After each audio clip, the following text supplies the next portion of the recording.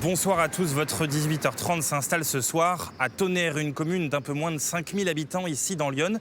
Elle est pas très loin d'Auxerre et fait partie depuis 2016 du réseau Petite Cité de Caractère. C'est un label pour sauvegarder et entretenir le patrimoine et aussi le mettre en valeur auprès des habitants et auprès des touristes. Mais 6 ans après, quel bilan? Est-ce que ce label a été utile pour cette commune? Et surtout, comment dynamiser le tourisme ici à Tonnerre? On en parlera bien sûr avec nos invités, mais avant ça, on regarde une archive, elle date de 2016. Il faut avoir l'œil pour le remarquer, mais les panneaux d'entrée de ville signalent que cette commune de plus de 5000 habitants fait depuis peu partie du réseau de Petites Cités de Caractère. Ce label est décerné à de petites communes dotées d'un bâti architectural de qualité.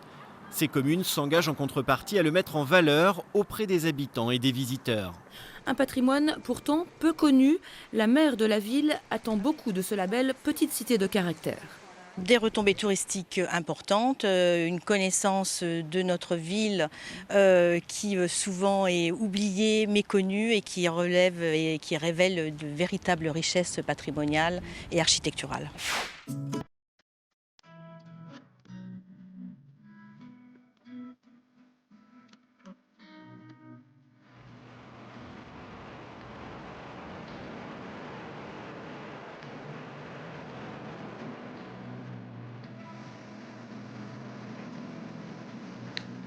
Alors on se retrouve avec Thibaut Maillet, qui est le chef ici de ce restaurant. Bonjour. Bonjour. Ça fait combien de temps que vous êtes là?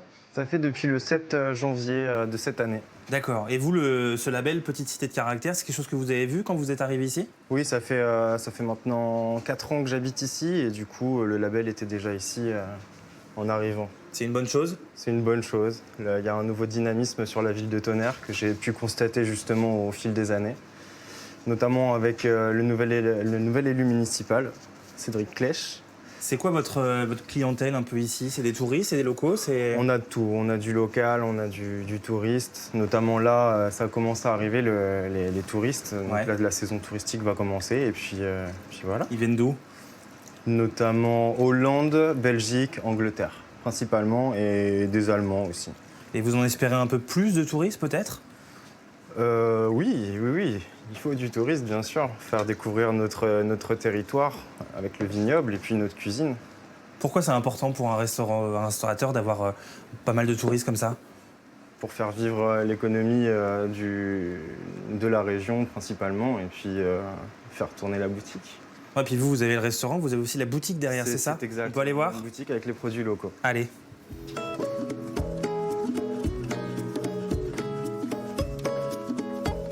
Donc ça, c'est la boutique, c'est quand les gens ont fini de manger au restaurant, ils viennent ici, c'est ça? C'est ça, ils peuvent faire le tour de la boutique et repartir avec des petits produits locaux. Qu'est-ce que vous vendez ici? Principalement des vins de Tonnerre, des vins de Bourgogne, enfin de Lyon on va dire, et voilà, en pinot noir, en chardonnay, et on s'étend un petit peu sur les communes d'Irancy, sur le Chablisien. Un peu tout. Un petit peu toute la région voilà, de Lyon. En tout cas. Alors, en préparant l'émission, vous me disiez, avant, enfin, dans votre imaginaire à vous, Tonnerre, c'était une ville un peu malfamée. Ouais, Ça a changé depuis l'obtention de ce label? Oui, bien sûr. Oui, ça a changé, notamment avec l'arrivée de Cédric Clèche, le maire de la commune. Qu'est-ce qui a changé? Le dynamisme, beaucoup plus de dynamisme, les choses évoluent, beaucoup plus de choses faites pour la ville, pour l'évolution de la ville. Pourquoi il faut du dynamisme dans une commune? Pour pouvoir faire vivre les commerçants, que le patrimoine puisse aussi avoir une deuxième jeunesse, entre guillemets, et puis voilà. Vous, par exemple, vous avez des projets ici? Des projets ici, déjà nous stabiliser pour les 2 années à venir, et puis après on verra ce qu'on fera par la suite. Il y a une offre touristique ici, parce que c'est vrai qu'il faut vendre ses produits, remplir le restaurant. Il y a une offre touristique dans la commune? Oui, il y a une offre touristique, et notamment il y a pas mal de gîtes, de choses comme ça, et donc oui, il y a une offre pour la région. Et il y a des projets qui sont en train de se créer ici? Oui, notamment avec l'Hôtel Dieu juste en face, Lancelot Guyot qui a repris les lieux, qui veut redynamiser l'Hôtel Dieu en accueillant des visiteurs. Bon, on va aller voir alors. Ouais, On a rendez-vous avec lui, on va aller voir. Bonne Merci, visite. bonne Au journée. revoir.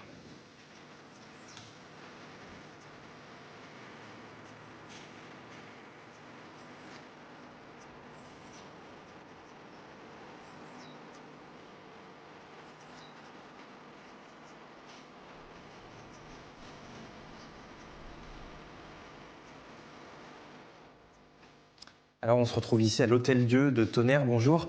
Lancelot Guyot. Bonjour. Vous êtes le gérant de la société Tous au Château. En fait, vous prenez des monuments et vous essayez de proposer une offre touristique avec. C'est le cas ici, j'ai l'impression. De les valoriser, donc on est un peu en aménagement là d'ailleurs. Et le but, ça va être de arriver à créer une attractivité pour ce monument exceptionnel qu'est Le l'Hôtel-Dieu. monument, justement, il est là. La On va grande le salle, voir. exactement. Qu'est-ce que c'est, ce monument?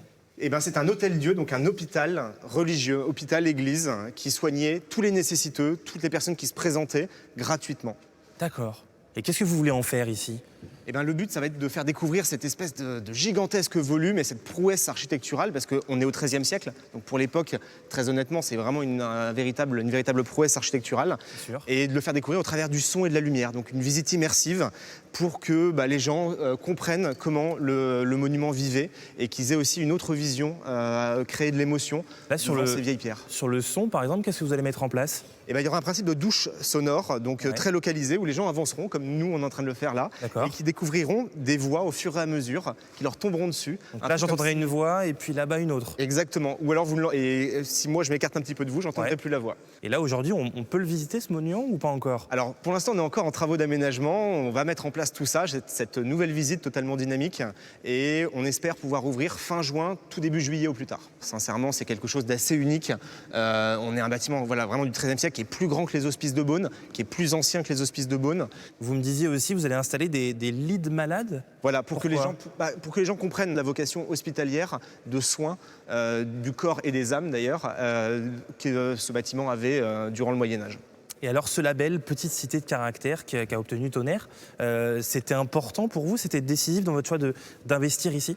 Oui, il était important parce que c'est un label qui est quand même très reconnu, que Tonnerre mérite très largement, vu la richesse du patrimoine tonnerrois, clairement, et de la diversité.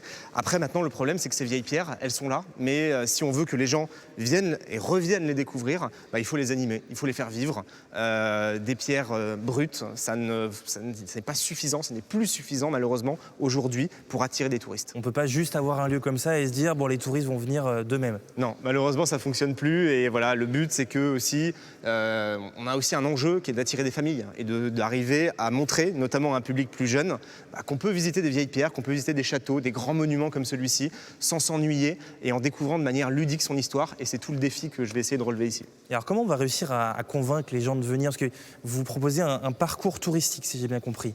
Le but, c'est que les gens, s'ils veulent venir visiter l'Hôtel-Dieu, ils puissent venir découvrir l'Hôtel-Dieu, mais qu'ensuite, ils soient incités au maximum à découvrir les autres monuments de Tonnerre, la Fosse Dionne, l'église Saint-Pierre, et d'allonger la durée de visite pour créer des retombées économiques sur le territoire. Et ça, le label, on est au cœur de tout ça. Et donc là, concrètement, dès juillet, ce lieu, il sera un peu transformé. Complètement transformé, vous le découvrirez avec un tout nouvel éclairage, une nouvelle scénographie, une lumière, une musique qui mettra en valeur ce volume gigantesque. L'éclairage, justement, ça va être quoi? Et qu'est-ce qui change? Alors, on va le visiter en lumière artificielle et il y aura un éclairage dynamique qui s'animera au passage aussi des gens et en fonction des sons que vous entendrez pour créer vraiment une immersion et créer une émotion devant ces pierres. Donc voilà, en tout cas, essayer d'avoir plus de touristes ici, en tout cas proposer une offre touristique ici. Un maximum, et je pense que Tonnerre le mérite amplement, donc après, ça sera à nous de bien communiquer là-dessus. Très bien, merci à vous. Merci beaucoup.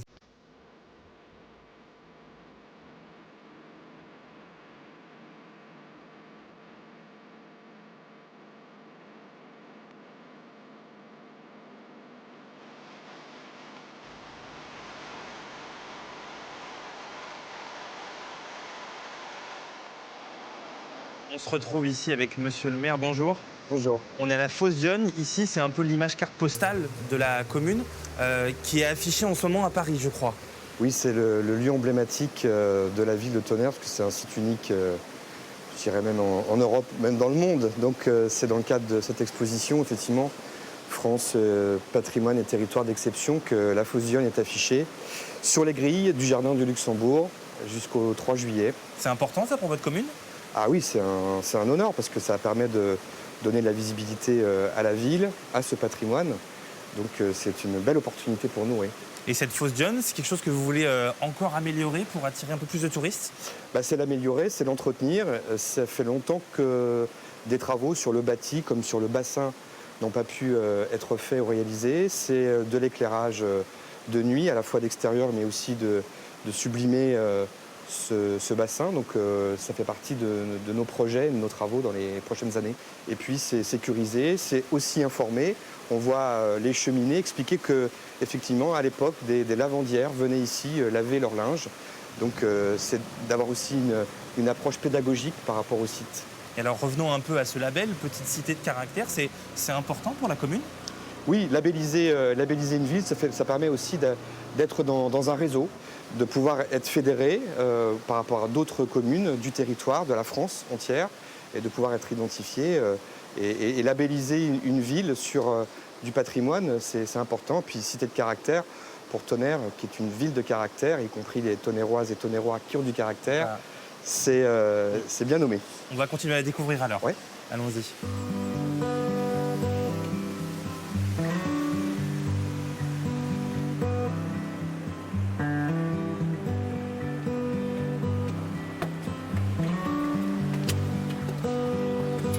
Et alors, plus généralement, vous, en tant que maire ici de Tonnerre, comment on attire des touristes dans cette commune?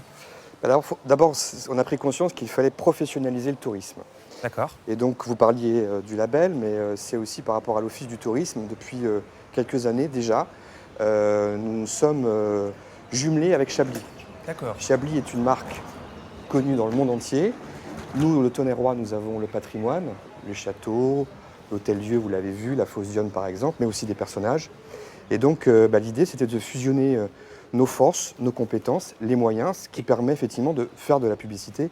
On l'a fait dans le métro parisien, sur les gares parisiennes également. Et comment on se différencie? Parce que c'est vrai qu'il y a Chablis à côté, il y a Auxerre qui n'est pas très loin, la région parisienne, la route des vins aussi vers Dijon. Comment on se différencie? On se différencie par rapport à notre côté typique de patrimoine historique. On se différencie aussi avec des propositions de pouvoir passer un week-end, une semaine au vert, en mode détox du téléphone portable par exemple, mais aussi d'apprendre des choses et de pouvoir profiter de nos offres touristiques, gastronomiques et puis de notre vin. C'est primordial d'attirer des touristes dans cette commune?